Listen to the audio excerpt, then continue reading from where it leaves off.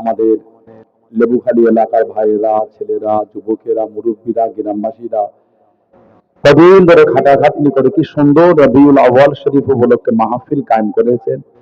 সেই মাহফিল আল্লাহ আমাদের সকলকে হাজির করিয়েছেন। দীর্ঘক্ষণ ধরে আপনাদের কাছে আলোচনা করলেন। পানিগোবরা দরবার থেকে আগত আমাদের জনাব মাওলানা হাসানুজ্জামান সাহেব, সবাই আপনারা ধীরে স্থির ভাবে শ্রবণ করেছেন। এসে চরম গুনাহগার, আল্লাহ পাক যদি তৌফিক দেন আমি কিছু আলোচনা করব। আল্লাহ দয়াময় দয়া করে আজকের আমাদের এই সুন্দর মাহফিলকে আল্লাহ কবুল করে নেন। সকলে বলুন আমিন। আল্লাহ পাক সকলের আজকে মাহফিলে আসাকে বসাকে কবুল করে নেন। সকলে বলেন আল্লাহুম্মা আমিন।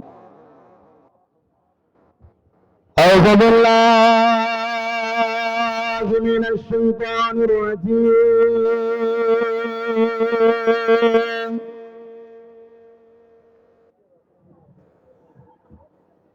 বিসমিল্লাহির রহমানির রহিম।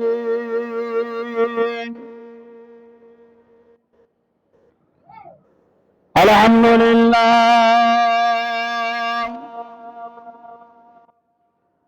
আলহামদুলিল্লাহ নাহমাদুহু ওয়া নাস্তাঈনুহু ওয়া নাস্তাগফিরুহু ওয়া নু'মিনু বিহি ওয়া নাতাওয়াক্কালু আলাইহি ওয়া নাউযু বিল্লাহি মিন শুরুরি আনফুসিনা ومن سيئات أعمالنا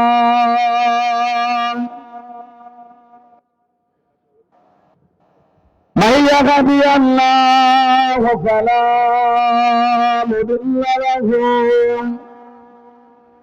ومن يضلل فلا هادي له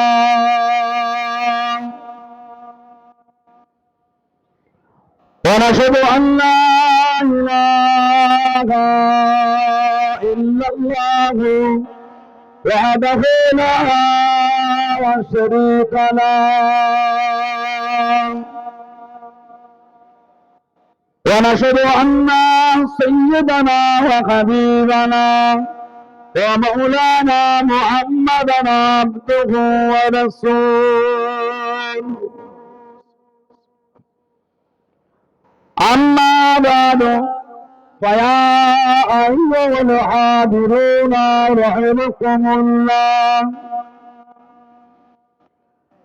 قال الله تعالى في كلام المزيد في القرآن الحميد إن الله وملائكته يصلون على النبي يا أيها الذين آمنوا صلوا عليه وسلموا تسليما اللهم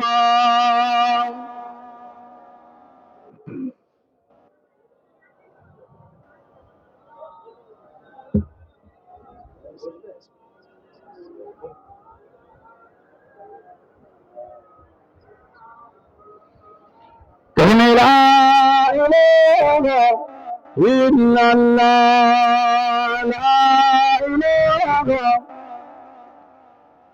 لا إله إلا الله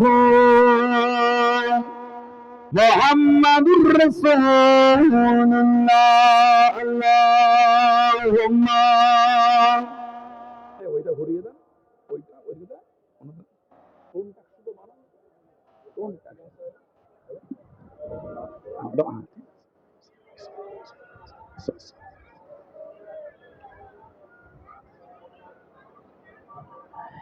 एक शहंशाह वाला की आमद आमद है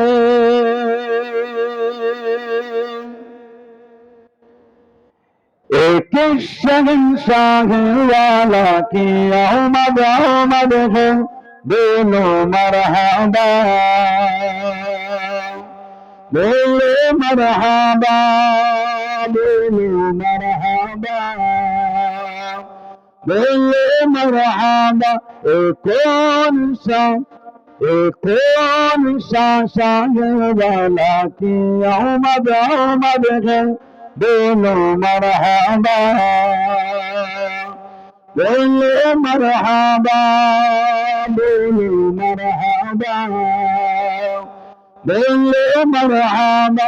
सरकार की आमद मरहबा, हुजूर की आमद मरहबा, दिलदार की आमद मरहबा, बोलो मरहबा, बोले मरहबा, बोलो मरहबा, बोले मरहबा। फिरिश्ते दिल में मचाने आएंगे, फिरिश्ते आज जो दिल में मचाने आएंगे, होने की खुशियाँ मनाने आएंगे। एक शगनशाह वाला की आमद आमद है, बोलो मरहबा, बोलो मरहबा, बोलो मरहबा, बोलो मरहबा। ए कौन सा शाह वाला की आमद आमद है, बोलो मरहबा, बोलो मरहबा, बोलो मरहबा, बोलो मरहबा। जो गिर रहे थे उसे गिराने ना दिए, जो गिर रहे थे उसे गिराने ना दिए, जो गिर चुके हैं उसे उठाने आएंगे, जो गिर चुके हैं उसे उठाने आएंगे। एक तो सोते गुरुओं को जगाने आएंगे, एक तो सोते गुरुओं को जगाने आएंगे, एक तो रोते गुरुओं को हंसाने आएंगे। एक शगनशाह वाला की आमद आमद है, बोलो मरहबा, बोलो मरहबा, बोलो मरहबा, बोलो मरहबा। ए कौन सा शाह वाला की आमद आमद है, बोलो मरहबा, बोलो मरहबा, बोलो मरहबा, बोलो मरहबा। अल्लाहुम्मा।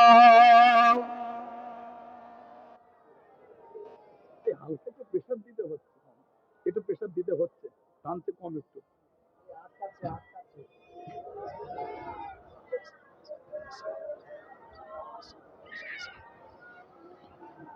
قال الله تعالى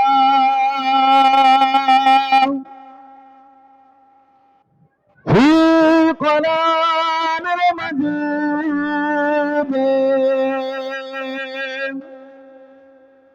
والفرقان الحميد،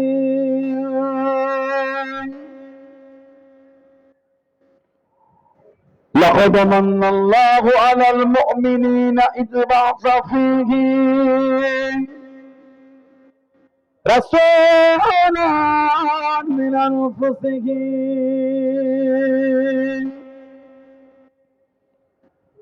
قال رسول الله صلى الله عليه وسلم: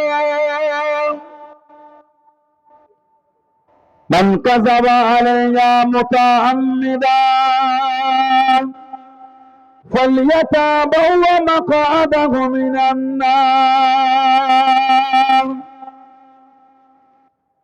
প্রিয় হাজিরানে মাজলিস, আমার ইমানদার ভাইয়েরা, নেককার আল্লাহওয়ালা গণেরা, যুবকেরা, মুরব্বিয়ান বাপজানেরা, সমবয়স্ক আমার নওজওয়ান গণেরা, আজকের আমাদের এই সুন্দর মাহফিলের একনিষ্ঠ কর্মী কমিটি সাহেবান গণেরা, বিভিন্ন গ্রাম, বিভিন্ন পাড়া থেকে আগত আমার ফুরফুরা শরীফের মুজাদ্দিদুল জামান হুজুরের সিলসিলার মুরিদ মুতাকিদিন পাগল গণেরা, পর্দার আড়ালে অবস্থিত আমার মা ও বোনেরা, আজকের মাহফিলের সম্মানীয় অধ্যক্ষ মসজিদের ইমাম সাহেব সহ সম্মানীয় উলামা হযরত গণেরা খিদমাতে এসে হাজির হয়েছে। আমি অদম গুনাহগার, নালায়েক, খাকসার, পাপী। আমার মনে হয় আজকের মাহফিলে যতগুলি মানুষ বসে আছেন সবচাইতে বড় গুনাহগার থাকতে হলে সেটা আমি আছি, আমি পাপী, আমি গুনাহগারকে আল্লাহ আপনাদের কাছে হাজির করিয়েছেন। দোয়া করেন আল্লাহ পাক যেন গুনাহগারের জবান থেকে কিছুক্ষণের জন্য হলেও আল্লাহ পাক কিছু বলার মতন তৌফিক ইনায়েত করেন। বলুন সকলে আল্লাহুম্মা আমিন। তার সাথে সাথে আল্লাহ পাক আপনাকে বা আমাকে উভয়কে শুনে এবং বলে আমল করা তৌফিক ইনায়েত করেন। বলুন সকলে আল্লাহুম্মা আমিন।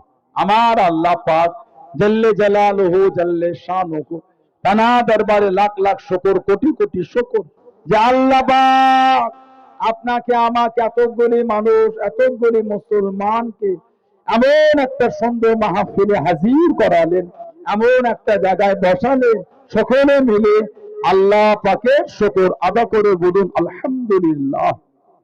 এমন একটা জায়গা আল্লাহ আমাদের বসিয়েছেন, এমন একটা মাহফিল, আর এরকম একটা মাস যেটা আরবি মাসের তৃতীয় মাস রবিউল আউয়াল, এটা আরবি মাসের তৃতীয় মাস রবিউল আউয়াল। আউয়াল মানে হলো প্রথম, রবি মানে হলো বসন্ত, বসন্তের প্রথম মাস, ফুলের মাস, খুশবুদার মাসে আল্লাহ তিনি তার হাবিবকে দুনিয়ায় তাশরীফ আনিয়েছেন। বলুন না সুবহানাল্লাহ। এই মাসে আল্লাহ আমাদের হুজুরকে দুনিয়ায় পাঠিয়েছেন সাল্লাল্লাহু আলাইহি ওয়াসাল্লাম। সেই হুজুরের ভালোবাসায় এসে বসেছেন, হুজুরের আগমনের দুটো কথা শুনতে বসেছেন, হুজুরের দুনিয়ায় তাশরীফ আনার দুটো কথা শুনতে বসেছেন। হুজুরকে আল্লাহ দুনিয়ায় পাঠালেন। কোরআন শরীফ সূরা আলে ইমরান 164 নম্বর আয়াত আল্লাহ পাক জিকির করেছেন, লাকাদ মান্নাল্লাহু আলাল মুমিনিনা ইয বা'আসা ফীহিম রাসূলান মিন আনফুসিহিম। আল্লাহ পাক কোরআন শরীফে জিকির করলেন লাকাদ মান্নাল্লাহু আলাল মুমিনিন, আল্লাহ পাক মুমিনদের উপর ইহসান করেছেন, দয়া। মুমিনদের উপরে আল্লাহ দয়া করেছেন কি করে? ইয বা'আসা ফীহিম রাসূলান মিন আনফুসিহিম, নিজেদের মধ্যে হতে আল্লাহ রাসূলকে পাঠিয়ে তিনি আমাদের উপর, মুমিনদের উপর দয়া করেছেন। বলুন আলহামদুলিল্লাহ। জোরে বলা গেল না আলহামদুলিল্লাহ। সে হুজুরের আগমনের মাহফিল, জানাক আল্লাহ পাক কুল কায়নাতের ইমাম, কুল কায়নাতের বাদশা করেছেন আল্লাহ। হুজুর দুনিয়ায় আসবেন, আল্লাহ পাক হুজুরকে পাঠিয়েছেন 570 খ্রিস্টাব্দে। আমাদের নবী বলেন আমি আমুল ফিলে দুনিয়ায় এসেছি, মানে যে বছর আবরাহা বাদশা কাবা শরীফ ভাঙতে এসেছিল ওই বছরটাও ছিল 570। আমাদের হুজুর দুনিয়ায় আসার কম বেশি 55 দিন আগে কাবা শরীফ ভাঙতে এসেছিল আবরাহা বাদশা। 525 খ্রিস্টাব্দে আবরাহা বাদশা সিরিয়া পাশে ইয়ামান, এই ইয়ামানের রাজধানী সানা, এই সানাআত একটা গির্জা তৈরি করেছিল আবরাহা বাদশা। এই সানাআতে গির্জা তৈরি করে আবরাহা বাদশা ইলহান করে দিল আর কাবা শরীফের দিকে ফিরে ইবাদত হবে না, এবার এই গির্জার দিকে ফিরে ইবাদত হবে। এতে আরবের লোকেরা ক্ষিপ্ত হয়ে গেছিল। সিরাত ইবনে হিশাম বলে একটা তারিখের কিতাব আছে, অনেক আলা তাবকার কিতাব, পৃথিবীর ইতিহাসে সর্বপ্রথম ওটা তারিখের আলা তাবকার কিতাব। পৃথিবীর ইতিহাসে সর্বপ্রথম ওটা হলো তারিখের কিতাব, সিরাত ইবনে হিশাম বলে কিতাবের নাম। অনেক আলা তাবকার কিতাব, তৎসহ বিভিন্ন তারিখের কিতাবে পাবেন। রিসালায়ে কুসাইরিয়ার মধ্যে পাবেন, তরিকে মক্কার মধ্যে পাবেন, আল্লামা আবু বকর খতিবে বাগদাদ তরিকে বাগদাদ তার মধ্যে পাবেন, আল বিদায়া ওয়ান নিহায়া আল্লামা হাফিজ ইবনে কাসির রাহমাতুল্লাহ ওর মধ্যে পাবেন, সহ বিভিন্ন তরিকের কিতাবে পাবেন। 525 খ্রিস্টাব্দে তৈরি করে এলাহান করে দিল। এটা আরবের লোকেরা ক্ষিপ্ত হয়ে গেল, রেগে গিয়ে দুটো বর্ণনা, একটা বর্ণনা ওই গির্জায় আগুন ধরিয়ে দিয়েছিল, আর একটা বর্ণনা মল মূত্র ত্যাগ করে ওই গির্জায় নিক্ষেপ করেছে। এতে ওই আবরাহা বাদশা ক্ষিপ্ত হয়ে গেল। 525 খ্রিস্টাব্দে রাগান্বিত হয়ে এতদিন ধরে গুছিয়ে গুছিয়ে 570 গেল কাবা শরীফ ভাঙতে। 13টা হাতি নিয়েছিল, 13টা হাতি। কোরআন শরীফে একটা সূরা আছে, সূরা ফিল, হাতির সূরা। আলম তারা কাইফা ফাআল রাব্বুকা বিআসহাবিল ফিল, সূরা ফিল, যাকে তাকে আল্লাহ পাখি পাঠিয়েছিল। সুবহানাল্লাহ বলবেন না? এই 13টা হাতি আর 60,000 সৈন্য আব্রাহা বাদশা 570 খ্রিস্টাব্দে বারো হলো কাবা শরীফ ভাঙবে। গির্জা তৈরি হলো 570-এ। মক্কা শরীফের বাইরে কাফেলা দাঁড়িয়ে গেল, কাবা শরীফের বাইরে কাফেলা দাঁড়িয়ে গেল, মক্কা শরীফে খবরখানা পৌঁছে গেল, কাবা শরীফে খবরখানা চলে গেল। আমরা মক্কা শরীফে মানুষকে কষ্ট দেব না, কাবার মানুষের কোনো ক্ষতি করব না, কেবলমাত্র কাবা শরীফখানা ভেঙে চলে যাব, কারোর কোনো ক্ষতি করব না, কারোর কোনো নোকসান করব না। আল্লাহ নবীর দাদু হযরত আব্দুল মুত্তালিব, উনি হলেন কাবা শরীফের প্রধান মুতাওয়াল্লি। হযরত আব্দুল মুত্তালিব আব্রাহা বাদশার কাছে চলে গেলেন। ও যুবকের আব্রাহা বাদশাহ হযরত আব্দুল মুত্তালিবের সাথে কত কদরে আব্রাহা বাদশাহ জানিয়ে দিল, আমরা কাবা শরীফ ভাঙতে এসেছি, কারণ কোনো ক্ষতি করব না, কাবাটাকে ভেঙে চলে যাব। হযরত আব্দুল মুত্তালিব জানিয়ে দেন, ও আব্রাহা বাদশাহ, আমি আব্দুল মুত্তালিব, আমার 200 গণভোট আপনার সৈন্যরা চুরি করে নিয়েছে, আমার উট আমাকে ফিরিয়ে দেন, আমার উটগুলি আমাকে দিয়ে দেন।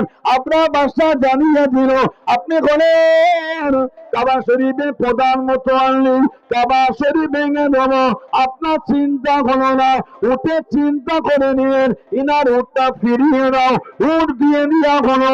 হযরত আব্দুল মুত্তালিব জানিয়ে দেন, ও আমরা বাদশা, আল্লাহ রাব্বুল আলামিন, আমি আব্দুল মুত্তালিব, আমাকে 200 উটের মালিক করে দেন। কাবা শরীফের মালিক তো আমি না, কাবা শরীফের মালিক তো আমি না, যিনি কাবা শরীফের মালিক তিনি কাবাকে রক্ষা করবেন। তুমি বলো সুবহান, আর একটু জোরে বলো সুবহান। আমি তো কাবার মালিক না, আল্লাহ এই 200 উটের মালিক আমাকে করেছে, আমার মাল আমাকে দিয়ে দাও, কাবার মালিক আমি না, যিনি কাবার মালিক তিনি রক্ষা করবেন।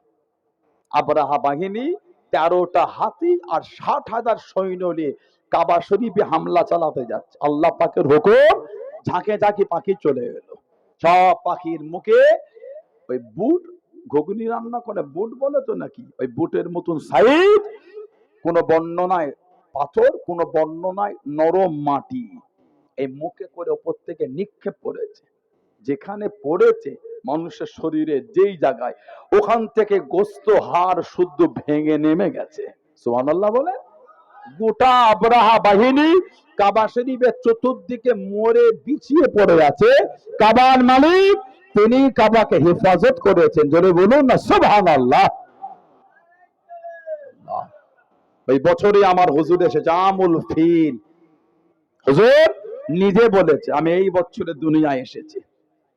আল্লাহ পাক আমাদের হুজুরকে দুনিয়ায় পাঠাবেন সাল্লাল্লাহু আলাইহি ওয়াসাল্লাম। তার আগে আল্লাহ আমার হুজুরের মা বাপকে এক জায়গায় জড়ো করছেন। হুজুরের আব্বাজান হযরত খাজা আব্দুল্লাহ রাদিয়াল্লাহু তাআলা আনহু, আর আম্মা সাইয়্যিদা তাহিরা তাইয়্যিবা হযরত আমিনা রাদিয়াল্লাহু তাআলা আনহা। আমাদের সমাজে কিছু কিছু ভাইয়ের চিন্তা, মোবাইলের ভিডিও দেখে দেখে যে নবীর আব্বা আম্মা নাকি জাহান্নামী কাফের। বলেন নাউযুবিল্লাহ, যদি বলেন আস্তাগফিরুল্লাহ। গোটা পৃথিবী জানার ওসিলায়, জানার শাফাআতে জান্নাতি হবে। গোটা পৃথিবী জানার ওসিলায়, জানার শাফাআতে জান্নাতি হবে, সেই নবীর আব্বা আম্মাটা জাহান্নামী হয়ে গেল। জানাকে আল্লাহ কুল কায়নাতের বাদশা করেছেন, তানাকে দুনিয়ায় আল্লাহ পাঠাবার জন্য একটা কাফের মেয়ের পেটকে আল্লাহ পছন্দ করলেন। লা হাওলা ওয়ালা কুওয়াতা ইল্লা বিল্লাহ।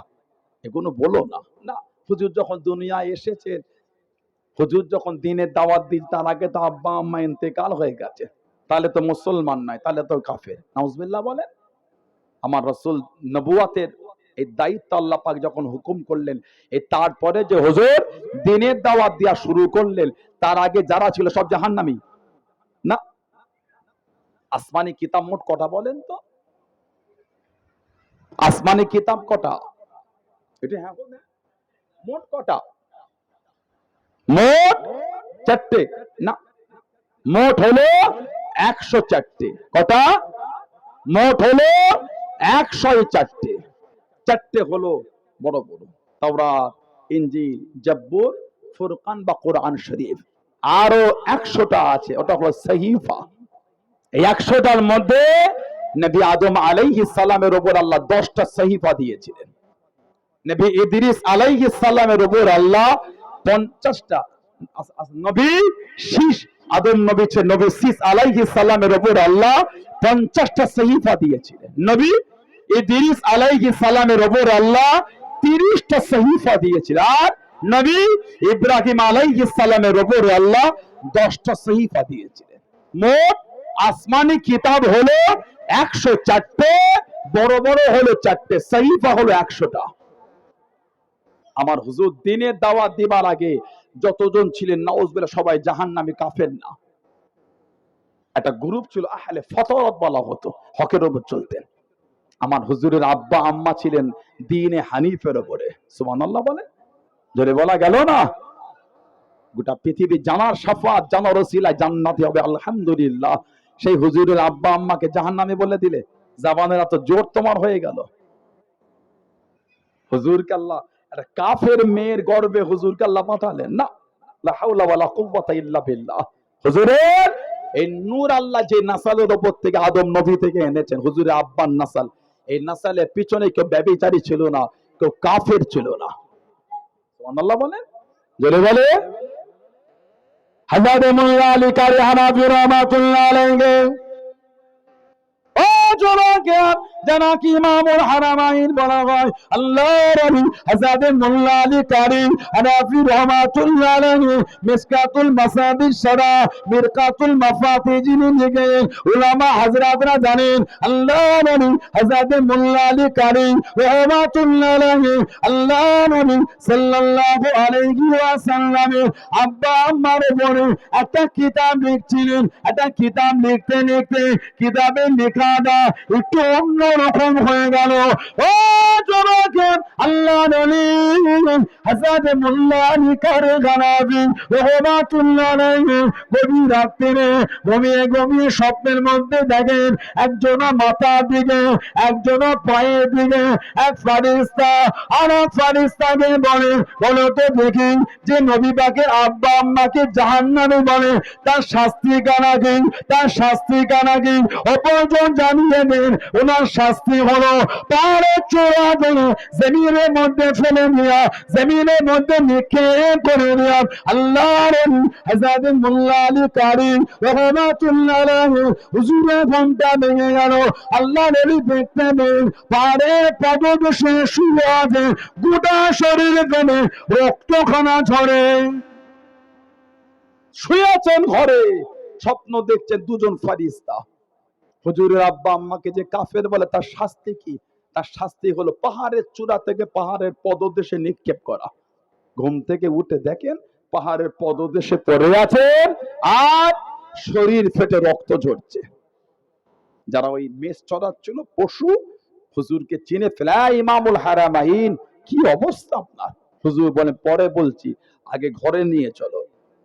উনি ঘরে গিয়ে ওনার ওই লেখাটাকে নষ্ট করল।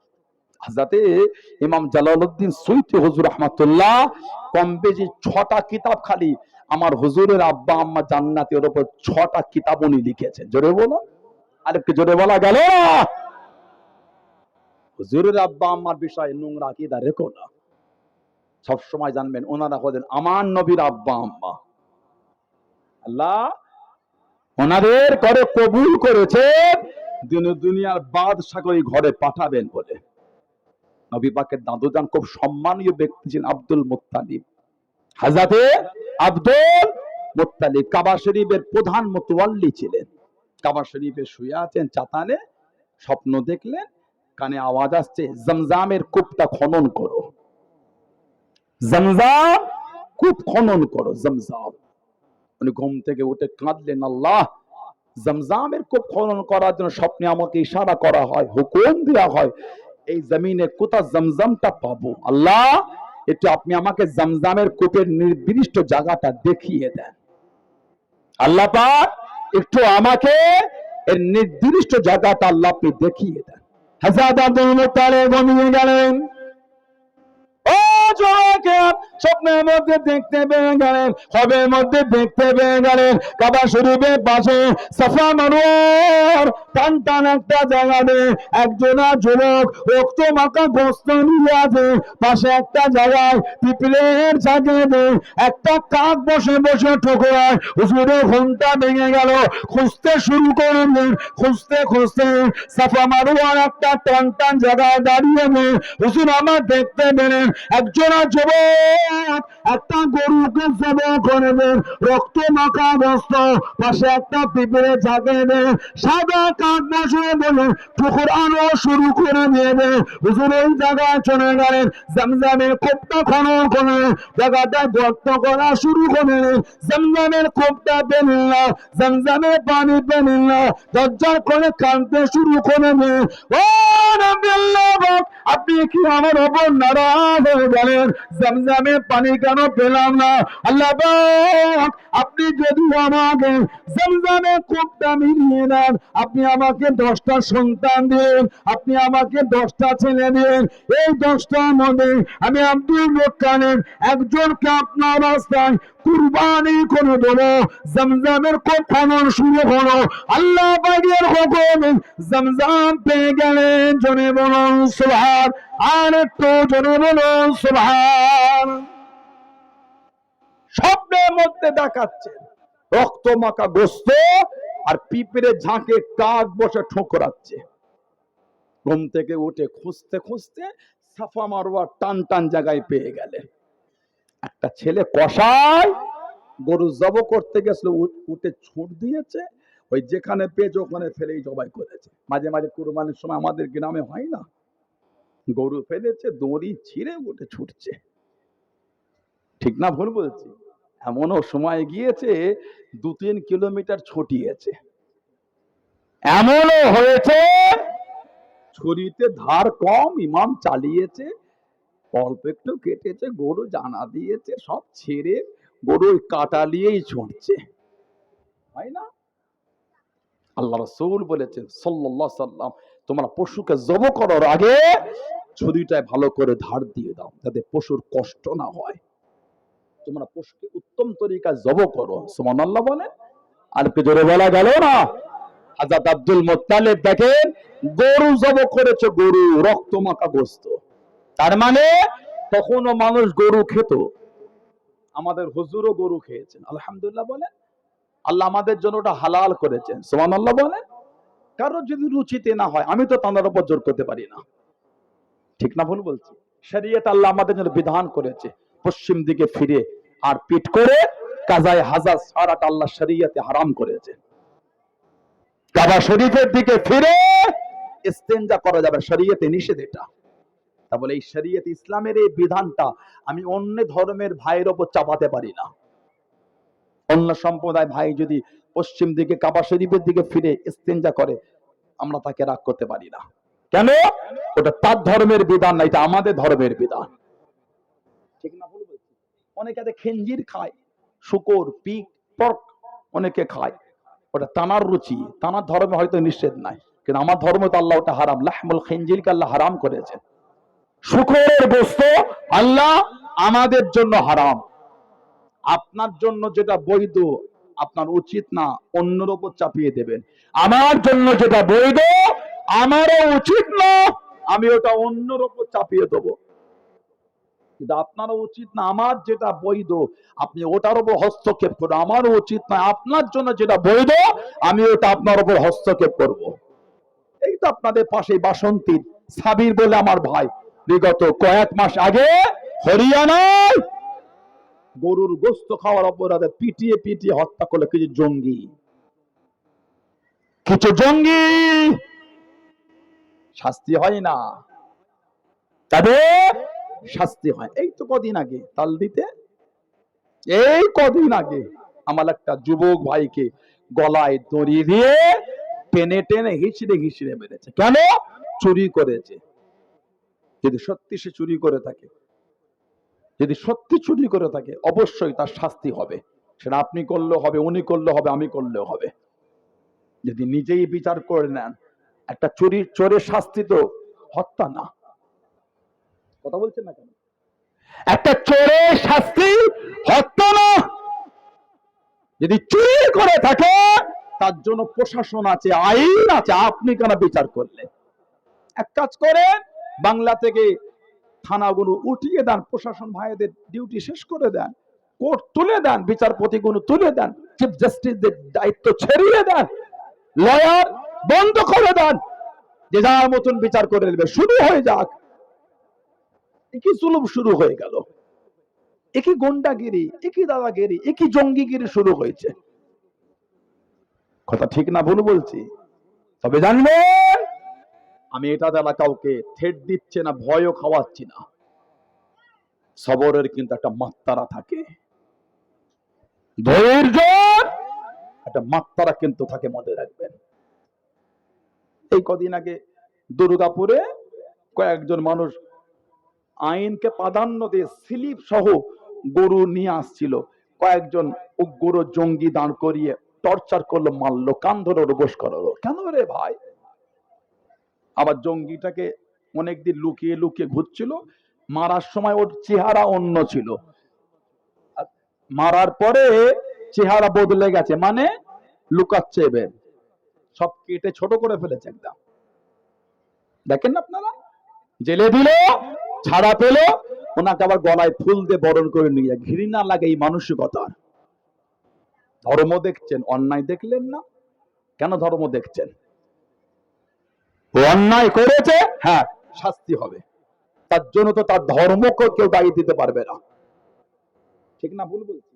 একটা সাধারণ নিরীহ মানুষ 500 গরুর গোস্ত, 1 কেজি গরুর গোস্ত কিনে ঘরে গেলে এখন সেটা আমাদের ভারতবর্ষে এখন অন্যায় হয়ে যাচ্ছে। 1 কেজি গরুর গোস্ত পেলে শাস্তি হচ্ছে। এই তো কদিন আগে উড়িষ্যায় একটা দলিত ভাইকে পিটিয়ে পিটিয়ে মেরে ফেললো। এই 1 সপ্তাহ কি 10 দিন আগেকার কথা বলছে। উড়িষ্যায় একজন দলিত এই গরুর গোস্ত খাওয়া এবং বেচা অপরাধে তাকে হত্যা করলো। কত জঘন্য মেন্টালিটি বলেন তো? যেই দেশ গোটা পৃথিবীর মানচিত্রে 2 নম্বর র্যাঙ্ক করে আছে গরুর গোস্ত বিক্রি করার জন্য, ভারত পৃথিবীর মানচিত্রে 2 নম্বর গরুর গোস্ত বিক্রি করার জন্য। বিফ মিট এক্সপোর্ট গোটা পৃথিবীতে ভারত গোটা পৃথিবীর মানচিত্রে 2 নম্বর জায়গা দখল করেছে। হাজার হাজার হাজার হাজার কোটি টাকা খালি গরুর গোস্ত বিক্রি করে বিদেশে ভারতের লাভ হয়। এটা আমার দেশের একটা অ্যাসট। ভারত হাজার হাজার কোটি টাকা খালি গরুর গোস্ত বিক্রি করে লাভ করছে। যেই দেশ হাজার হাজার মেট্রিক টন গোস্ত বিক্রি করে লাভ করে, সেই দেশে 500 গরুর গোস্ত কিনে খাওয়াটা অপরাধ। ঘৃণা লাগে এই মানসিকতা। আপনার রুচিতে নাই হতে পারে আমার রুচি, আপনার রুচিতে ওটা আমার রুচি নয়। আপনি আমার উপর জুলুম করছেন, আমি আপনার উপর জুলুম করব কেন? কিছু কিছু লোক কয়েক মাস আগে বললো, যখন ডোনাল্ড ট্রাম্প 2 বার ক্ষমতা এলো, বললো আমাদের আব্বা এসে গেছে। কথা বলে না, বললো আমাদের আব্বা এসে গেছে, বলে মুসলমানদের সাইজ করবে। তাই মুসলমান সাইজ হয় না, আমাদের দেশ এখন সাইজ করেছে। ওই হিংস্র লোকটা, নোংরা হীন মানসিকতা ডোনাল্ড ট্রাম্প এখন ভারতবর্ষকে সাইজটা করছে। 50% ট্যারিফ লাগিয়েছে, বলছে বেশি লাভালাভি করলে 100% লাগাবো। তফসিয়ায় কদিন আগে পেপারে দিয়েছিল, চামড়ার তফসিয়ায় যে চামড়া ফ্যাক্টরি আছে না, চামড়া বিভিন্ন মাল সামান তৈরি হয়, চামড়াগুলি পচছে কেন? মাল অর্ডার নাই, আমেরিকা যে ট্যারিফ লাগিয়েছে। ডোনাল্ড ট্রাম্প ক্ষমতায় এলো, লাড্ডু বিলি হলো, লাড্ডু বলে ওদের আব্বা এসেছে।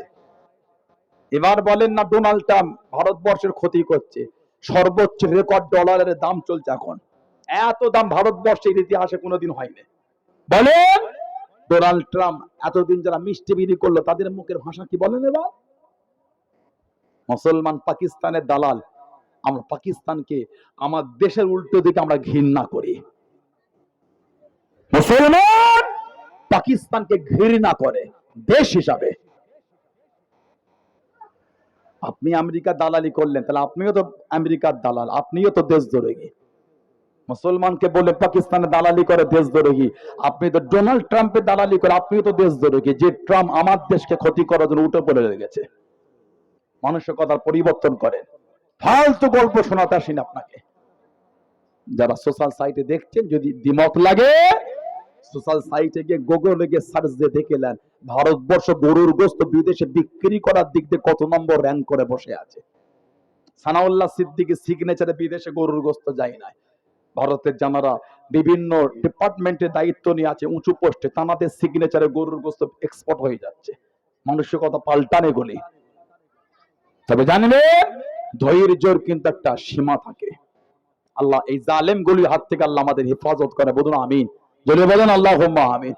আইনের উপর আমাদের আস্থা আছে, ঠিক না ভুল বলছি? আইন যখন বলেছে শাস্তি হবে এই খুন করার, দেখি আইন শাস্তি কি দেয়। এই জঙ্গিগুলো শাস্তি আইন কি দেয়? প্রকাশ্য ভিডিও হয়েছে, গলায় দড়ি টেনে টেনে হত্যা করেছে। দেখি বাংলার প্রশাসন ভাইয়েরা, বাংলার বিচার ব্যবস্থা কত সক্রিয়, দেখবো ওই জঙ্গিগুলোর কত কঠিন শাস্তি হয়। ধর্ম দেখে নয়, অন্যায় দেখে শাস্তি হবে। হযরতে আব্দুল মুত্তালিব তিনি জমজম শরীফ পেয়ে গেলেন, ওনার ওয়াদা অনুযায়ী 10 জনের নাম লটারি করছেন, যার নাম উঠবে তাকে আল্লাহ রাস্তায় কুরবানি দেবেন। প্রথমে যে নামটা উঠেছে ওটা আমার হুজুরের আব্বা খাজা আব্দুল্লাহর নাম উঠেছে রাদিয়াল্লাহু আনহু। উনি কাঁদলেন, আল্লাহ আমি আমার আব্দুল্লাহকে বড্ড বেশি ভালোবাসি, আল্লাহ ওর নামটাই উঠলো। হুজুরের আব্বা নাম উঠার পরে উনি আবার একটা জায়গায় লিখলেন 100 উট। এই দুই নামের মধ্যে, এই দুইয়ের মধ্যে আবার লটারি করলেন, যেটা উঠবে সেটা দেবো। দ্বিতীয়বার যখন তুললেন আর হুজুরের আব্বার নাম উঠলো না, 100 উট লিখা উঠেছে। উনি আল্লাহর রাস্তায় 100 উট কুরবানি দিয়ে দিলেন। জোরে বলুন না সুবহানাল্লাহ। হযরত খাজা আব্দুল্লাহ ধীরে ধীরে বড় হচ্ছেন। কিতাব এসেছে ওনার জন্ম হলো 545 খ্রিস্টাব্দে, আর বিয়ে হয়েছিল 569 খ্রিস্টাব্দে। এই বিয়ে হবার আগে উনি যখন যেতেন, ধনী ধনী ঘরের মেয়েরা ওনাকে আটকাতেন, এই হযরত আব্দুল্লাহ শুনেছি আপনার জন্য আপনার আব্বা 100 উট কুরবানি দিয়েছে, ওই 100 উট আপনাকে ফিরিয়ে দেবো, আর আমাদের জীবন আপনার কদমে বিলীন করব, আপনি আমাকে বিয়ে করেন। হুজুরের আব্বার লজ্জায় মাথা হিট করে চলে যেতেন, শরম লেগে যেত। হুজুরের আব্বা যখন বিয়ে হলো, এবার উনি মক্কা শরীফে ঘুরলে আর কোনো মেয়ে ওনাকে বলতো না। একদিন নিজেই বলে, মক্কা শরীফের মেয়েরা কি ব্যাপার, ওই আর তোমাকে বলো না? ধনী ধনী ঘরের মেয়েরা জবাব দেয়, হযরত আব্দুল্লাহ আর আপনার প্রয়োজন নাই। কেন না, আমরা আপনার পাগল ছিলাম না, কপালে একটা আলো দেখতে পেতাম, ওই আলোর পাগল ছিলাম। জোরে বলো, আর একটু জোরে বলা গেল না? কপালে, হুজুরের আব্বার কপালে নূরে মুহাম্মাদি ছিল সাল্লাল্লাহু আলাইহি ওয়াসাল্লাম। আমাদের হুজুর বলেছেন আমি 3টে বিষয়ের আমি তার ফল। 1 নম্বর ইব্রাহিম আলাইহিস সালামের দোয়া, আমি ইব্রাহিম নবীর দোয়ার ফসল আমি। 2 নম্বর আমি ঈসা আলাইহিস সালামের ভবিষ্যৎবাণী। 3 নম্বর আমার মায়ের সত্য স্বপ্ন। সুবহানাল্লাহ বললেন না? হুজুরের মায়ের সত্য স্বপ্ন। হুজুর বলেছে আমার মা, আমি যখন গর্ভে ছিলাম স্বপ্ন দেখেছে যে মায়ের শরীর থেকে নূর বার হয়ে দুনিয়াকে আলোকিত করে দিল। জোরে বলুন না সুবহানাল্লাহ। আর একটা বর্ণনা আছে আপনার হাদিস শরীফের কিতাব মুসনাদ আহমদ ইবনে হাম্বলে 16700 নম্বর হাদিস। হুজুরের আম্মার কথা বলেন, রাআত হিনা ওয়াদাআতহু নূরান। হুজুর বলেন আমার মা যখন আমাকে ভূমিষ্ঠ করলে, মানে আমি নবী যখন জন্মগ্রহণ করলাম, আমার মা আমাকে দেখেছে নূর। শাম, যে নূরটা শাম দেশের রাজপ্রাসাদ গুলিকে আলোকিত করে দিল। জোরে বলেন না, আর একটু জোরে বলা গেল না? অষ্টম হিজরিতে ফতে মক্কা হয়ে গেল। ও যুবকে, ও আমার মুরব্বী বাবারা, মায়েরা, বোনেরা, আল্লাহ নবী সাল্লাল্লাহু আলাইহি ওয়াসাল্লাম সাহাবাদের নিয়ে ওয়াজ করেন, সাহাবাদের নিয়ে বয়ান করেন। আল্লাহ নবী জানিয়ে দেন, আল্লাহ নবী শুনিয়ে দেন, ও বাবা সাহাবা, এই ব্যক্তিকে দেখে আর রাখা যাবে না, যে ক্ষতি দিনের করেছে, যে ক্ষতি দিনের করেছে। তার মধ্যে একটা নাম ছিল হযরত কাব বিন সুহাইল রাদিয়াল্লাহু তাআলা আনহু, যিনি একজন বড় কবি ছিলেন। চাদর দিয়ে শরীরখানা থেকে আল্লাহ নবী সাল্লাল্লাহু আলাইহি ওয়াসাল্লামের দরবারে চলে গিয়ে সাহাবাদের কাছে লুকিয়ে বসে গিয়ে টুকটুক করে জানিয়ে দেন, ইয়া রাসূলুল্লাহ, হাবিবাল্লাহ, আল্লাহ পাকের নবী সাল্লাল্লাহু আলাইহি ওয়াসাল্লাম, ওই ব্যক্তি যদি মাফ চায়, আপনি কি তাদের মাফ করে দেবেন? আপনি কি তাদের ক্ষমা করে দেবেন? আল্লাহ নবী জানিয়ে দেন, আল্লাহ নবী শুনিয়ে দেন, ও বাবা কাবে জানেন, এসে যখন পড়েছ, লুকিয়ে লুকিয়ে নাম আমার সামনে চলে আসো, আমার কাছেতে চলে আসো। আল্লাহ নবী সাল্লাল্লাহু আলাইহি ওয়াসাল্লামের সামনে চলে গিয়ে আল্লাহ নবীর নূরে গাত করা ধরে ইমানে কালিমা বলে মুসলমান হয়ে গেলেন। জনে বলুন সুবহান, আর একটু জনে বলুন সুবহান। আল্লাহ নবীর সামনেতে গিয়ে বসে গেলেন, কিছুক্ষণ পরে জানিয়ে নেন, ইয়া রাসূলুল্লাহ, হাবিবাল্লাহ, আল্লাহ পাকের নবী সাল্লাল্লাহু আলাইহি ওয়াসাল্লাম সারা জীবন আপনার বিরুদ্ধে কবিতা বলেছি, আপনার বিরুদ্ধে কবিতা শুনিয়েছি। সুযোগ যদি করে দেন, সুযোগ যদি দিয়ে দেন, আজকে আপনাকে এনে কবিতা বলবো, আজকে আপনাকে এনে কবিতা শোনাবো।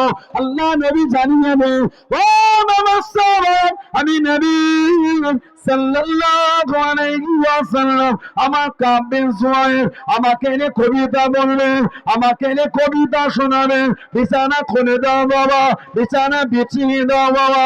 সুন্দর করে বিছানা হয়ে গেল। আল্লাহ নবী জানিয়ে দেন, ও বাবা কাব বিন সুহাইল, কবিতা বলো বাবা, কবিতা বলো বাবা, কবিতা শোনাও বাবা।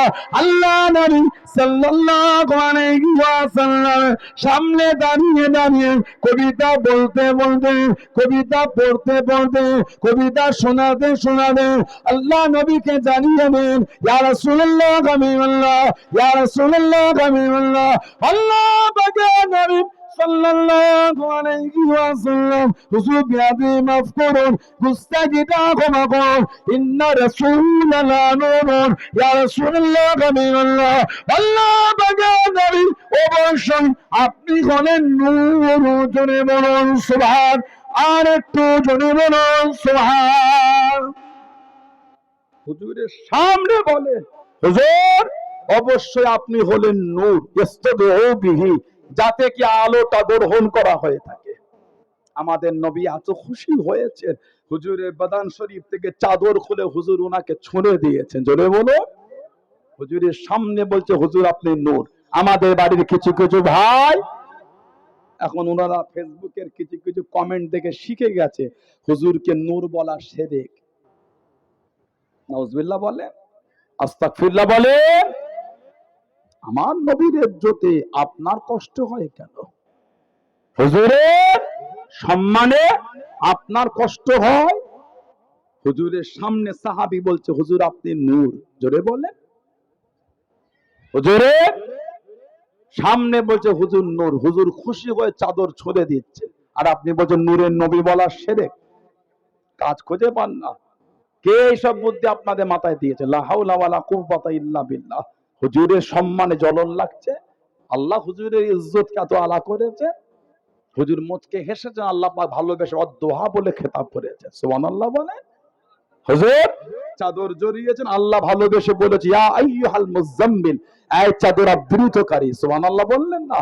কোথায় ভালোবেসে বলে ইয়া আইয়ুহাল মুদ্দাসসির, কোথায় তহা বলেছেন, তো কোথায় ইয়াসিন বলেছেন, কোথায় ইন্না আরসালনাকা শাহিদা ওয়া মুবাশশিরা ওয়া নাযীরা বলেছেন, বলুন না সুবহানাল্লাহ। কোথায় বাশীর ও নাযীর বলেছেন, কোথায় সিরাজাম মুনীর বলেছেন, জোরে বলবেন না সুবহানাল্লাহ। আবার ভালোবেসে কোথায় বলছেন, ওয়া রাফা'না লাকা যিকরাক, হাবিব আপনার জন্য আমি আল্লাহ আপনার জিকির আলোচনাটা আমি আল্লাহ আলা করে দিলাম, জোরে বলে। আল্লাহ হুজুরের ইজ্জত বাড়াচ্ছে, আপনার কষ্ট হয়। লা হাওলা ওয়ালা কুওয়াতা ইল্লা বিল্লাহ।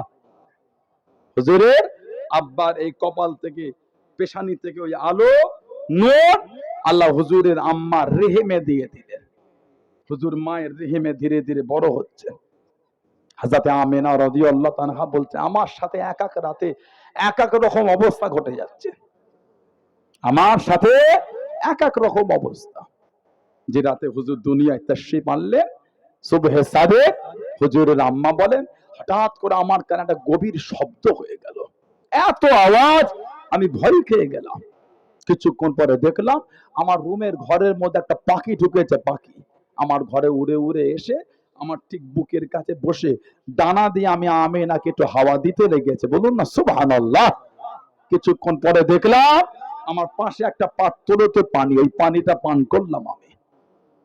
কিছুক্ষণ পরে দেখি আমার গোটা ঘরটায় মহিলায় ভরে গেছে, চলে বলবে না সুবহানাল্লাহ। আমি বললাম, এই মহিলারা কারা আপনারা?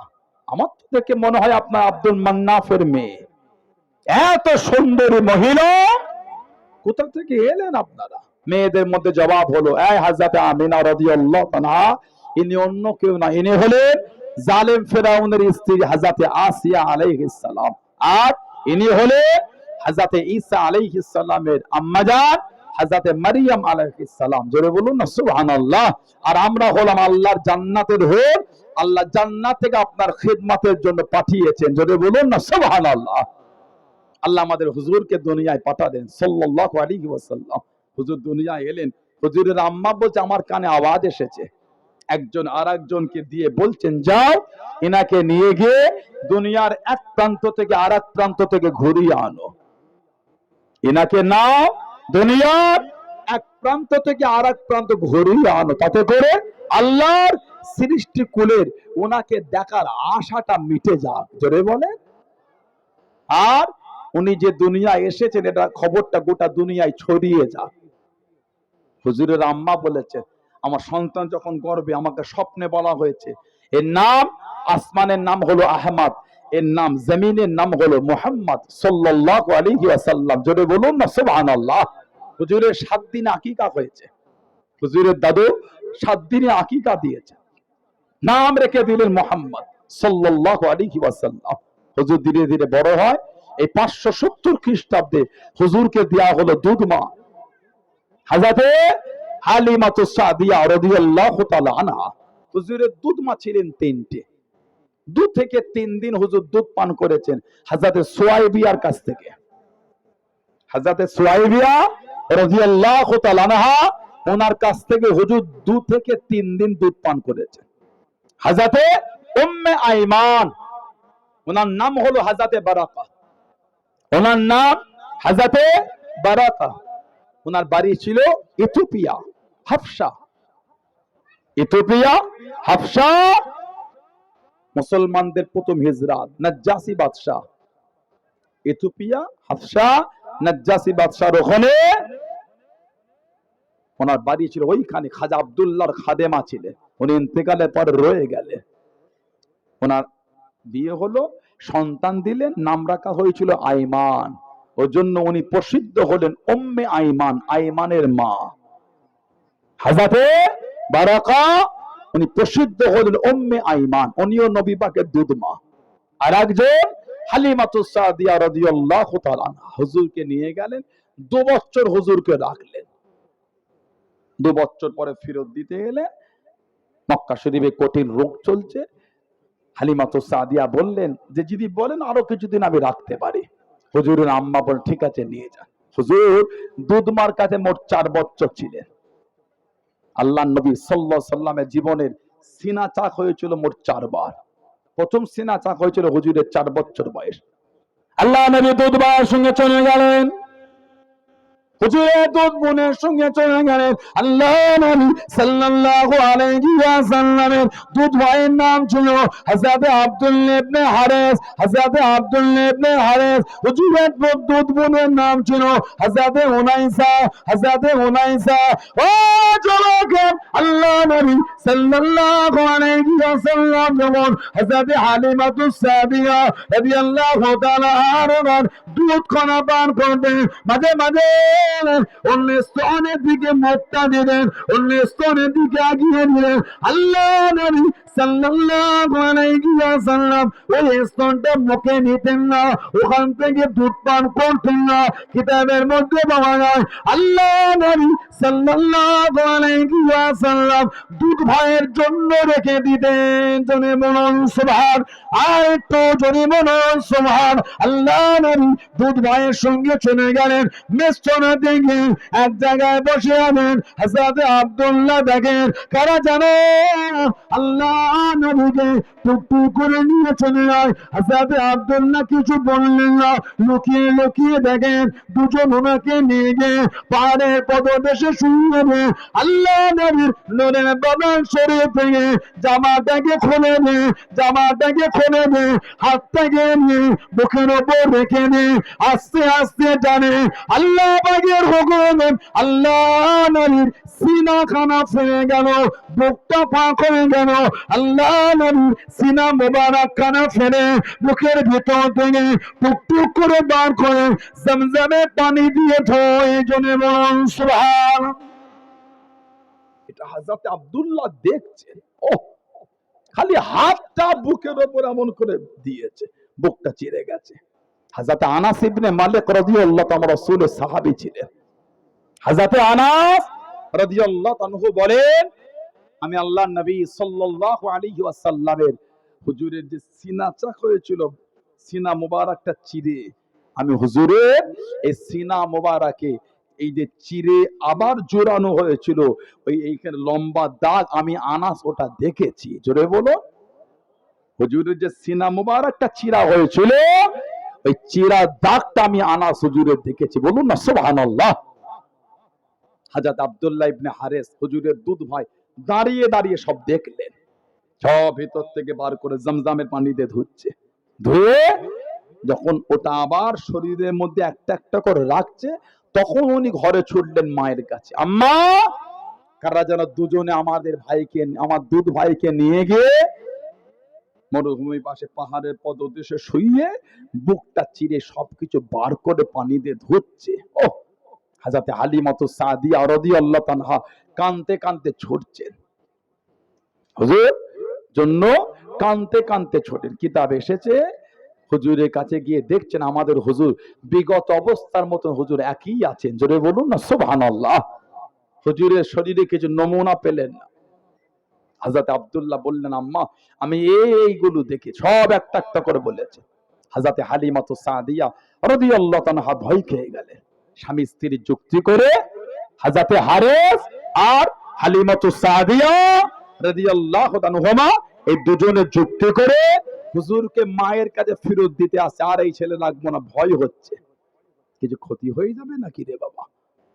ফেরত দিতে এসে হুজুরের মা বললেন, কি ব্যাপার, আমি তো আনতে বলিনি, নিয়ে চলে এলে। না আমরা আর রাখবো না, হয়ে গেছে, আপনি না। হুজুর মা বললেন, না কিছু তো একটা কারণ আছে। তখন সমস্ত ঘটনা এইগুলি হয়েছে। হুজুরের আম্মা জান বললেন, তুমি কি আমার ছেলের উপর অন্য কিছু ভয় করছো? উনি বললেন, হ্যাঁ। আমার হুজুরের আম্মা বললেন, না তুমি এই ছেলের উপর অন্য কিছু ভয় করো না, এই ছেলে সাধারণ ছেলে না, আল্লাহ এর দরজাটাকে অনেক আলা করেছেন। জোরে বলুন না সুবহানাল্লাহ। সেটা আমি ওর জন্মের সময় বুঝতে পেরেছি। জোরে বলবেন না সুবহানাল্লাহ। হুজুর ধীরে ধীরে বড় হন। হুজুর মায়ের পেটে যখন 2 মাস ছিলেন, কোন বর্ণনায় 4 মাস, কোন বর্ণনায় 6 মাস, তখন হুজুরের আব্বা ইন্তেকাল হয়ে গেলেন। ব্যবসা করতে সিরিয়ায় যাচ্ছিলেন, অসুস্থ হলে ওনাকে মদিনা শরীফে রেখে ব্যবসা মক্কা শরীফে চলে এসেছিল। সব কাফেলা চলে এলো।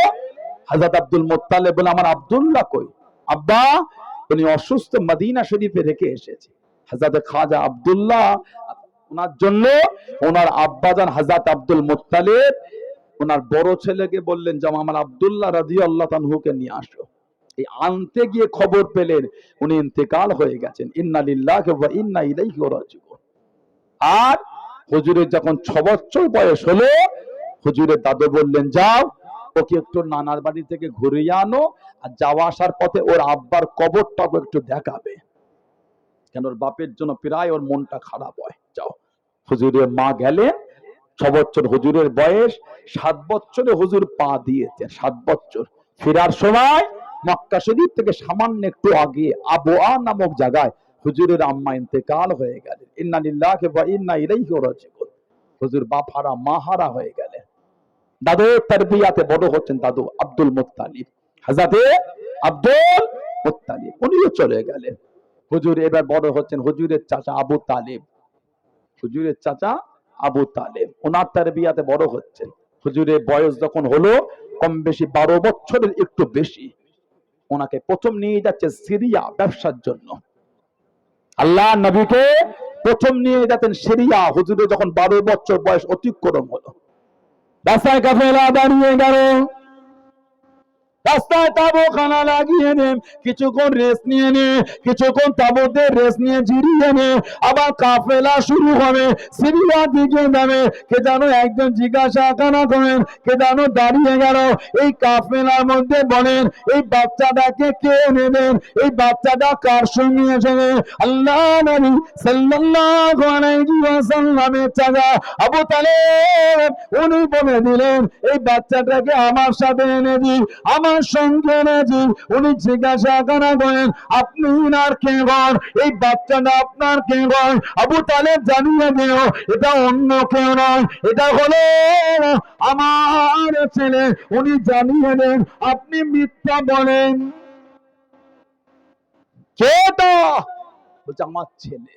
উনি বলছেন না না না, আমি এনার মধ্যে যে খুবই দেখেছি, এটা আপনার ছেলে না। ঠিক করে বলেন এর বাপকে। তখন বলে এর বাপ ইন্তেকাল হয়ে গেছে, আমি ওর চাচা।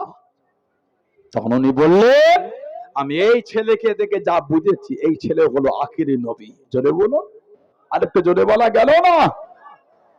আমি দেখেছি গাছের ডালগুলি ঘুরে ওনার দিকে ছেমো করছে। জোরে বলবেন না? আর একটু করে মেঘ সর্ব অবস্থায় উনি যেখানেই যাচ্ছেন ওনার উপর ছেমো করে রেখেছে। জোরে বলো। আমার হুজুর যেই গাছটাকে ডাকতেন, গাছটা হুজুরের সামনে চলে আসতো। হুজুর সফরে গেলেন সাহাবাদের নিয়ে, কাজায় হাজার সারবেন, কাজায় হাজার সারবেন, মাছি না, কাজায় হাজার। সাহাবাদকে বলে, যাও ওই গাছ দুটোর কাছে গিয়ে বলো আমার কথা যে আমি নবী ওদের ডেকেছি। আল্লাহর হুকুম। গাছ দুটির কাছে গিয়ে যখন বলা হলো আল্লাহর হুকুম, এই জমিন চিরে চিরে আল্লাহর নবীর কাছে এসে গেল। জোরে বলুন সুবহানাল্লাহ। হুজুর যখন কাজায় হাজার সারতেন ফাঁকা জায়গায়, গাছ এসে আমাদের হুজুরকে ঘিরে নিত। সুবহানাল্লাহ বললেন না? কাজায় হাজার সারা মিটে গেল, হুজুর হুকুম করলেন, যেখানকার গাছ আবার সেখানে পৌঁছে গেল। বলুন না সুবহানাল্লাহ। আল্লাহ রাসূল বলেছেন, হাদিস শরীফে এসেছে, আমি নবী আজও সেই পাথর আর সেই গাছগুলিকে আজও চিনি, আজও সেই গাছ আর সেই পাথর আজও চিনি। কোনগুলি? যেগুলি আমি নবী মক্কা শরীফে যখন নবুয়তের আগে ঘুরতাম, ওগুলি আমি যখন যেতাম, ওই পাথর আর গাছ আমি নবী আমাকে সালাম দিত। আজও ওগুলিকে আমি চিনি। জোরে বলুন। আল্লাহ নবী টুকটুক করে চলে যান। হযরত আলী রাদিয়াল্লাহু তাআলা আল্লাহ নবী সাল্লাল্লাহু আলাইহি ওয়াসাল্লামের পিছনে পিছনে চলে, আল্লাহ নবী আগে আগে খেতে খেতে যান, হযরত আলী পিছনে পিছনে যায়। হযরত আলী রাদিয়াল্লাহু তাআলা কানেতে বেশে বেশে আনে, আসসালামু আলাইকা ইয়া রাসূলুল্লাহ হাবিবাল্লাহ, আসসালামু আলাইকা ইয়া রাসূলুল্লাহ হাবিবাল্লাহ। হযরত আলী চতুর্দিকে ঘুরে ঘুরে দেখেন, চতুর্দিকে ফিরে ফিরে দেখেন, কোন মানুষকে দেখতে পায় না, কোন ব্যক্তিকে দেখতে পায় না। হযরত আলী রাদিয়াল্লাহু তাআলা আল্লাহ নবী সাল্লাল্লাহু আলাইহি ওয়াসাল্লামের সামনে চলে গেলেন, কাছে দিয়ে দাঁড়িয়ে গেলেন। আল্লাহ পাকের হুজুর বেয়াদি মাফ করুন, মুস্তাগিদা ক্ষমা করুন, হুজুর বেয়াদি মাফ করুন। আমি আলী রাদিয়াল্লাহু তাআলা আনহু আপনাকে দেখিয়েছি বলুন, আপনি যখন পেছনের পাশ থেকে খেটে খেটে চলে যান, কে যেন আপনাকে সালাম দেয়, কে যেন আপনাকে সালাম দেয়। সালামের আওয়াজ শুনতে পেয়েছি, ব্যক্তিকে তো দেখতে পাই না, চতুর্দিকে ঘুরে ঘুরে ভেঙে কোন মানুষকে তো দেখতে পাই না।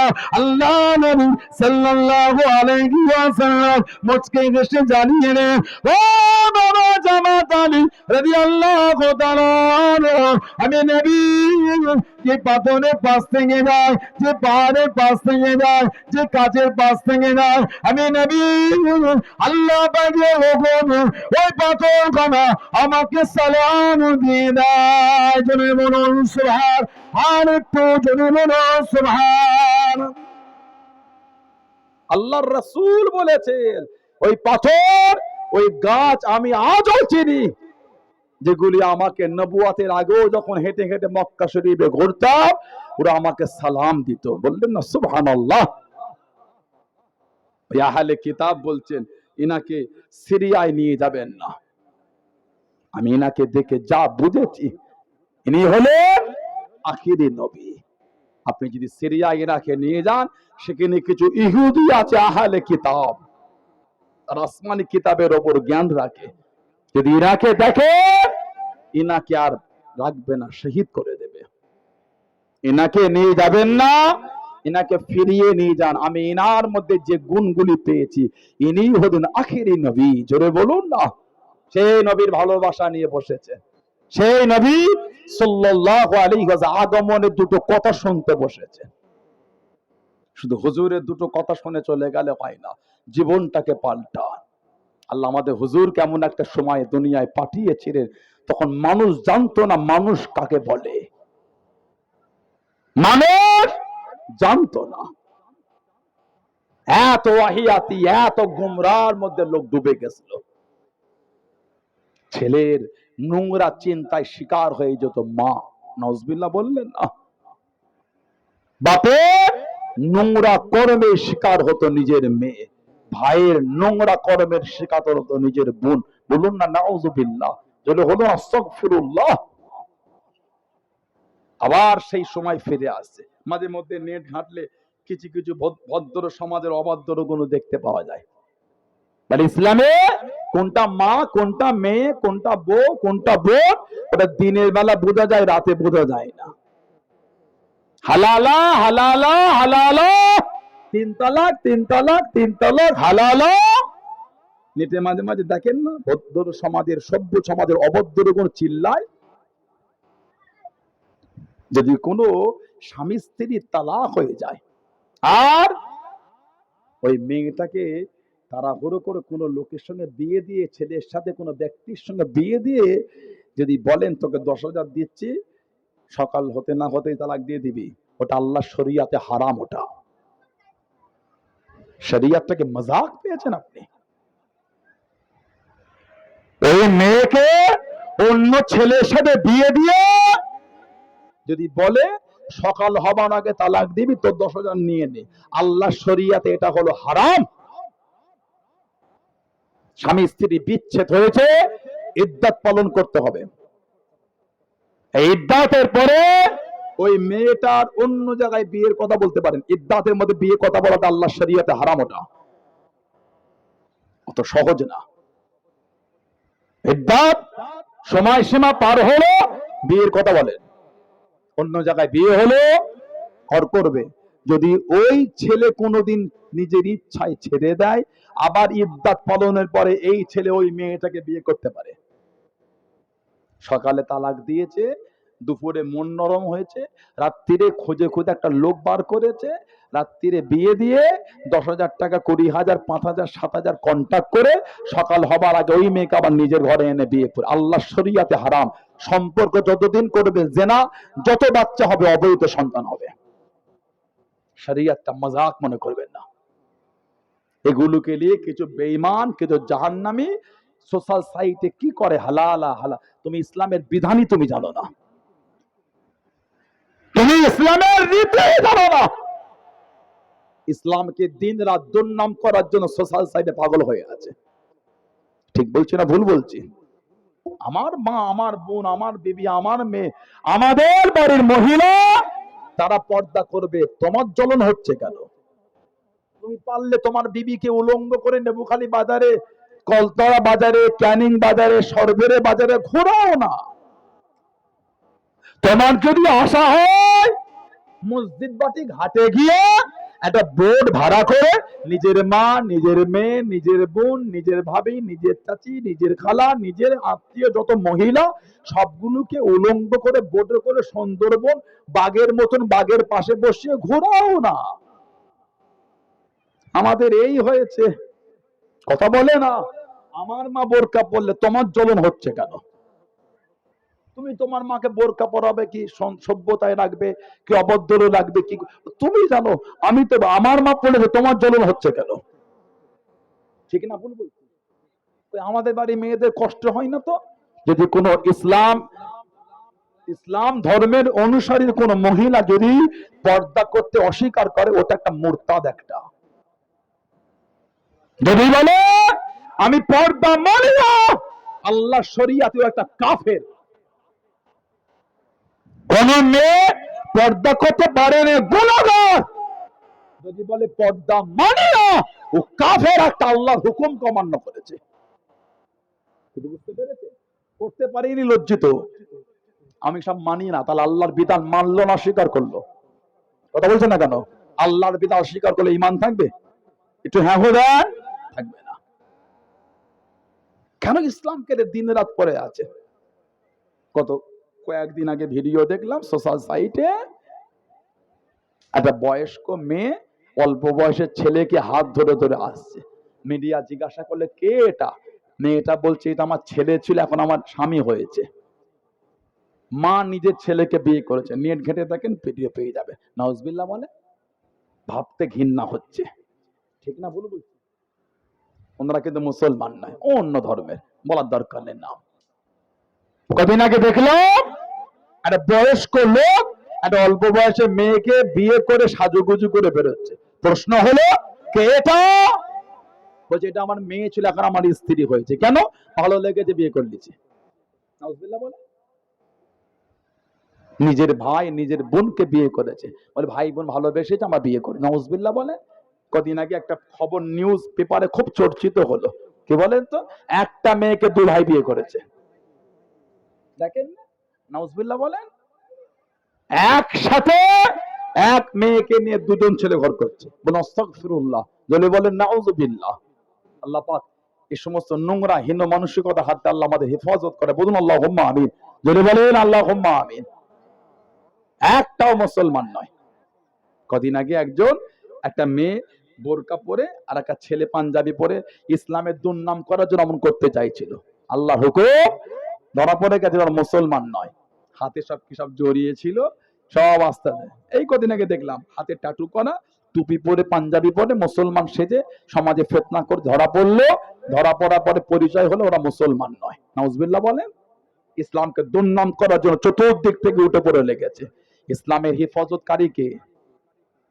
আল্লাহ পাক আমাদের কাছে ওয়াদা করেছেন, ইন্না দীনা ইনদাল্লাহিল ইসলাম। নিশ্চয় আমি আল্লাহ আমার তরফ থেকে একটাই পছন্দনীয় দিন, যেই দিনটা হলো দিনে ইসলাম। জোরে বলবেন না? ভালোবাসায় বলা গেল না? দিনের বিধানে মজবুত হন, দিনের বিধানে নিজেকে মজবুত রাখে। কিছু কিছু ছেলে বলে, কিছু কিছু মেয়ে বলে ওদের 4টে বিয়ে জায়েজ। হ্যাঁ হ্যাঁ, আনন্দ সদে বলছি, ইসলামে 4টে বিয়ে হালাল। সুবহানাল্লাহ বলে। যদি কোনো মুসলমান মেয়ে বলে 4টে বিয়ে মানি না, ঘৃণা করে, মেয়েটা বেঈমান হয়ে যাবে। আল্লাহর বিধানকে অস্বীকার করছে। 4টে বিয়ে মানা মানে এটা নয় 4টে বিয়েই করতে হবে না। আমি স্বীকার করে মানি আল্লাহর বিধান। আলহামদুলিল্লাহ, আমি একটাই সুখী। আলহামদুলিল্লাহ বলে।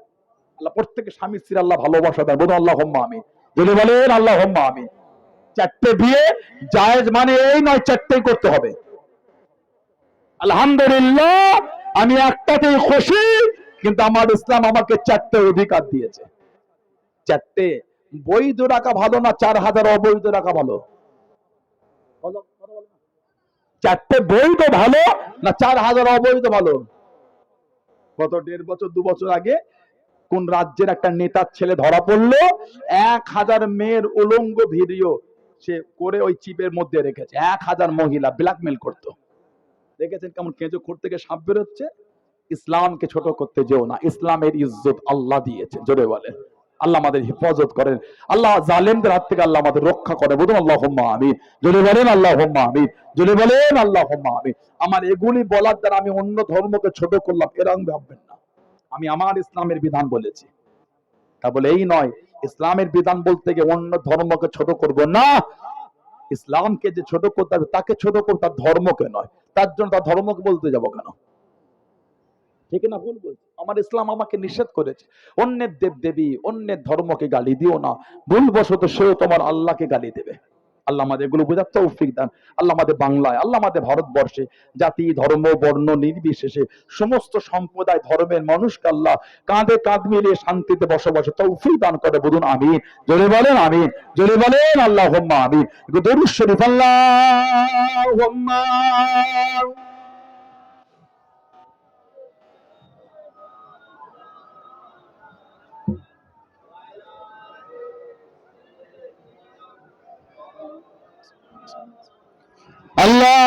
আল্লাহুম্মা সাল্লি আলা।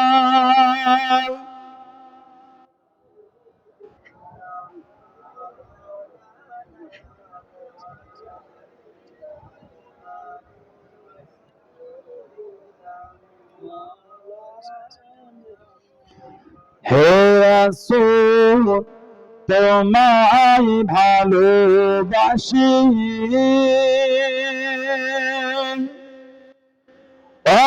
অন্তর শুধু মুখে নয়, জান্নাতের আশায় নাই হে রাসূল। জাহান্নাম কেউ ডরি না, জান্নাতের আশায় নাই হে রাসূল। জাহান্নাম কেউ ডরি না হে রাসূল তোমায় ভালোবাসি, অন্তর শুধু মুখে নয়, জান্নাতের আশায় নাই হে রাসূল। জাহান্নাম কেউ ডরে না, জান্নাতের আশায় নাই হে রাসূল।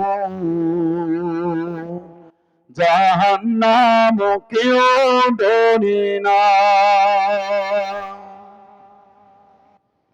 তোমায় পাওয়ার আশায়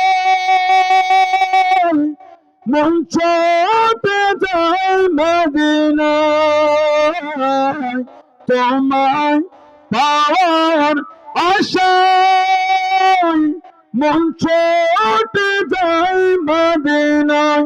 হে আশিকে দিদার দাও না, আর দূরে থাকিও না।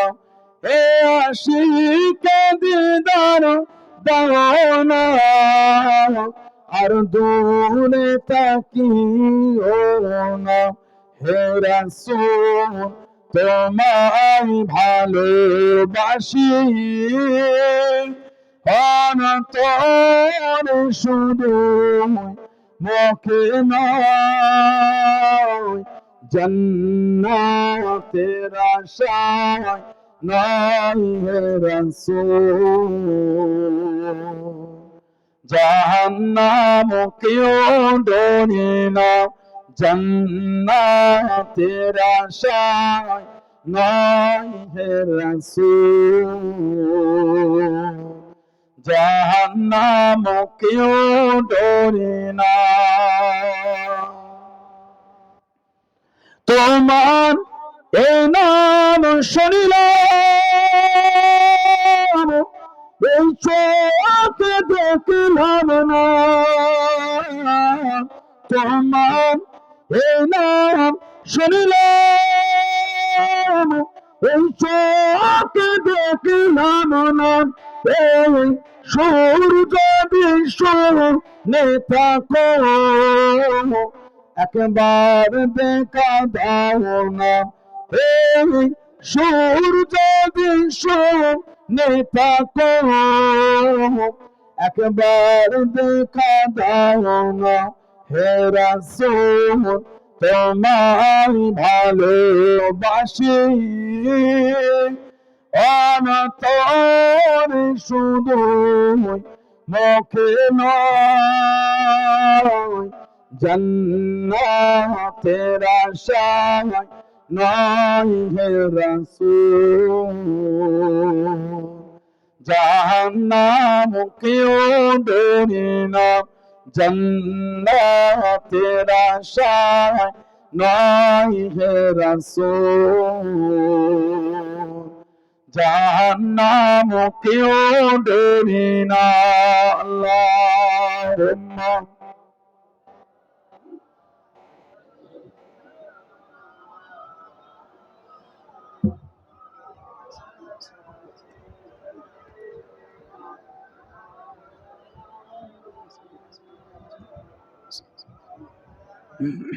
আমার ভাইয়েরা, বাপজানেরা, ছেলেরা, যুবকেরা, মুরব্বীরা, মায়েরা, মেয়েরা, বোনেরা, মহিলারা, মুক্তাসার করলাম আল্লাহ পাক যদি আবার তৌফিকটা ডাকা হবে।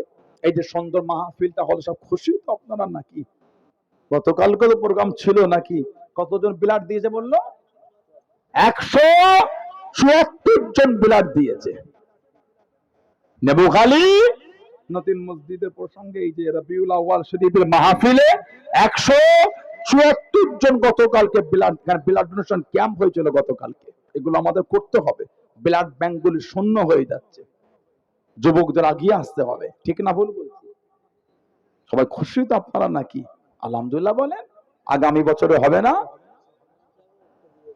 যে বললো তো উনি প্রথম তবকায় ছিলেন।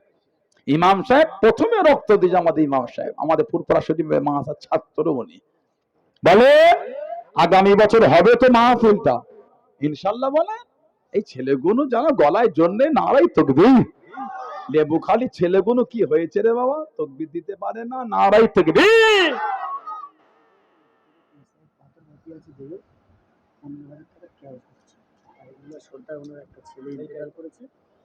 আহা গো, আমাদের যারা করিমুল্লাহ সরদার, ওনার ছেলে ইন্তেকাল হয়ে গেছে। ছেলের নাম মোহাম্মদ শামীম সরদার, মরহুম শামীম সরদার। ওনার পক্ষে ওনার আব্বাজান বলছেন মসজিদের 3 সাইড টালি লাগবে, দেওয়াল ওয়াল টাইলস দেওয়ালের টালির 3 সাইডে বাকি আছে আমাদের মসজিদে। আমাদের জনাব করিমুল্লাহ সরদার সাহেব এই নগদে 15,000 টাকা দিয়ে দিলেন। আল্লাহ কবুল করে, বলুন আল্লাহুম্মা আমিন। আল্লাহ আল্লাহ ওনার আওলাদ মরহুম শামীম সরদার, আল্লাহ ওনার রুহে সওয়াব পৌঁছে দেন। আল্লাহ মেহেরবানি করে ওনার বিগত জীবনের গুনাহ মাফ করে দেন। আল্লাহ কবরটা জান্নাতের টুকরা করে দেন, বলুন আমিন। এই তাকবীর দেন না, নারায়ে তাকবীর। লেবুখালী গ্রামে ছেলেগুলো কাজের নয় রে বাবা, গলায় জোর নেই রে বাবা, নারায়ে তাকবীর, নারায়ে তাকবীর। আমাদের জনাব করিমুল্লাহ সরদার সাহেব বলুন জিন্দাবাদ।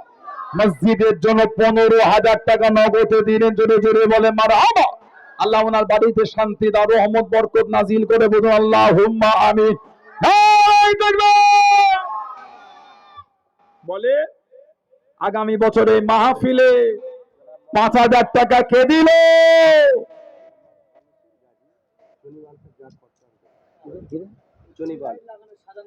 আমাদের জনাব আনিসুর গাজী আগামী বছর রবিউল আউয়াল শরীফের মাহফিলে এই যে সাজিয়েছে লাইটিং এ যে টনি বাল্ব, উনি বলছেন একাই সবটা করে দেবেন। মারহাবা বললেন না?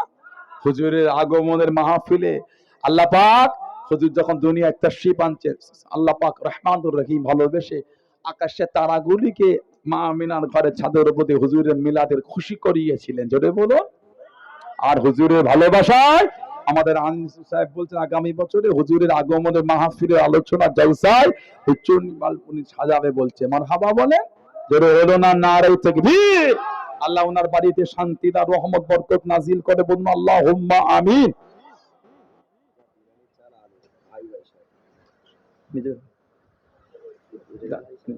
সব করুন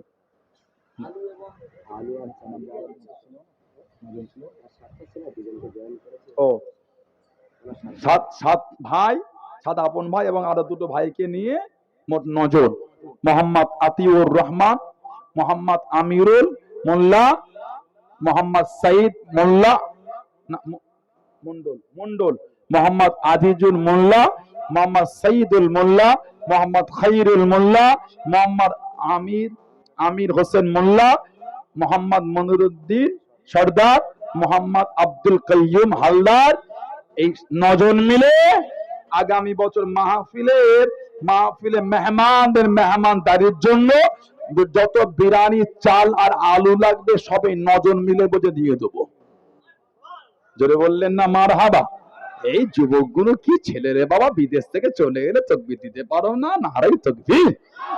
তোমরা জায়গা দখল করেছো, তাকবীর দেবে না, জায়গা দখল করেছো, সামনে মুরব্বিগুলোকে বসতে দিলে না, তোমরা জায়গা দখল করেছো, গলায় জোর নেই কেন? নারায়ে তাকবীর, নারায়ে তাকবীর। আমার 9 জন ভাই বলুন জিন্দাবাদ। আগামী বছর মাহফিলে যত চাল আর আলু লাগবে সব দিয়ে দেবে, জোরে জোরে বলে মারহাবা। আল্লাহ ওনাদের বাড়িতে শান্তি দান, রহমত দান, বরকত দান, উন্নতি দান, বলুন আল্লাহুম্মা আমিন। আল্লাহ পাক দানকারীদের হালাল মালে বরকত দান, বলুন আল্লাহুম্মা আমিন। নারায়ে তাকবীর। মাশাআল্লাহ মাশাআল্লাহ, আল্লাহ বরকত দান। 5000 টাকা কে দিল আগামী বছরে হুজুরের ভালোবাসায় দেন? বলেন 5000 টাকা আগামী বছরে কে দিচ্ছেন? এতগুলি ভাই বাপজিরা যুবকেরা আছে বিদেশে থাকে, না দিলে হবে কি করে? এবছর কটা গরু হয়েছে? এবছর 5টা গরু হয়েছে। মারহাবা বলেন, আলহামদুলিল্লাহ বললেন না? তাহলে বলেন একটা একটা করে নাম বলেন। 5000 টাকা কে দিলেন? হাতটা তোলো। যারা গরু দিলেন বলেন কত বছর? আমি তো চাঁদা তুলে দিলাম, হাত তোলে দেন মুরব্বীদের নামে। ভালোবাসা দিয়ে আল্লাহ করিয়ে নিন, আলহামদুলিল্লাহ। শরীক হন, দিতে হয়, না দিলে হবে কি করে? আফিল উদ্দিন হালদার, মায়ের রুহের মাগফিরাত। আহা, মা চলে গেছে, আল্লাহ আমাদের আফিল উদ্দিন হালদার ওনার আম্মার রুহে আল্লাহ সওয়াব পৌঁছে দেন। আল্লাহ মেহেরবানি করে ওনার আম্মার কবরটা আল্লাহ জান্নাতের টুকরা করে দেন, বলুন আল্লাহুম্মা আমিন। উনি বলছেন 2500 টাকা দেবে, আল্লাহ কবুল করে, আল্লাহ বাড়িতে রহমত বরকত নাজিল করে, বলুন আল্লাহুম্মা আমিন। ওসি আল্লাহর উনিও বলছে 2500 টাকা দেবেন। মারহাবা বললেন না? যদি হলো না নারায়ে তাকবীর। আল্লাহ কবুল করে, বলুন আল্লাহুম্মা আমিন। আল্লাহ পাক হালাল মালে বরকত দেন, বলুন আল্লাহুম্মা আমিন। নারায়ে তাকবীর। মাশাআল্লাহ মাশাআল্লাহ, আল্লাহ বরকত, আল্লাহ বরকত দেন। বলেন 5000 টাকা কে দিল এতগুলো ভাইয়াদের মধ্যে? হাতটা তোলে। ধনী মানুষ যদি বেশি করে দেন আল্লাহ দিয়েছেন, ধনী মানুষ যদি বেশি করে দেন আল্লাহ দিয়েছে। মনটা বড় করে সবাই মিলে দেন। হুজুরের ওসিলায় তো আল্লাহ আমাদের এত কিছু মিলিয়েছেন, আলহামদুলিল্লাহ বলেন। আল্লাহ পাক যা আমাদের দিয়েছে আমার নবী পাকের ওসিলাই দিয়েছেন, সুবহানাল্লাহ বললেন না? আলহামদুলিল্লাহ বললেন না? বুখারী শরীফের riwayat আছে, ইন্নামা আনা কাসিমুন আল্লাহু ইউতি। আমাদের হুজুর বলেছেন নিশ্চয় আমার আল্লাহ পাক তিনি দেন আর আমি নবী বন্টন করি, সুবহানাল্লাহ বলো। রেজিনা গাজী আমার ইমাম সাহেব ভাইয়ের বোন অসুস্থ, দোয়া আছে 500 টাকা দিন, আল্লাহ কবুল করেন। আল্লাহ ইমাম সাহেব ভাইয়ের বোনের শরীরে আল্লাহ সুস্থ করে দেন, হায়াত দারাজ করে দেন, বিমারকে শিফা করে, বলুন আল্লাহুম্মা আমিন। বলেন আল্লাহুম্মা আমিন। বলেন আব্দুল ঘরামি, উনি বলছেন 2000 টাকা দেবেন, বলুন আলহামদুলিল্লাহ। জোরে জোরে বলে না মারহাবা। আল্লাহ কবুল করে, বলুন আল্লাহুম্মা আমিন। শফিউল মোল্লা আব্বা মা দুজনেই চলে গেছেন, আল্লাহ শরীর সুস্থ রাখে। ও হাই সাহেবের ছেলে শফিউল ভাই আমার, ও সবাই মিলে দিল, চালালো, ভাইরা মিলে দিল, আবার 2000 টাকা আলাদা দিয়েছে। আল্লাহ ওনার আব্বা আম্মার হায়াত দেন, বাপ মার শরীর সুস্থ করে দেন, বাপ মার খিদমতে তৌফিক দেন, বলেন আমিন। যদি বলেন আল্লাহুম্মা আমিন। আল্লাহ আমার এই ভাইয়ের শফিউল আল্লাহর কিসমত বড় করে, হালাল মাল আল্লাহ বরকত দেন, বলুন আল্লাহুম্মা আমিন। যদি বলেন আল্লাহুম্মা আমিন।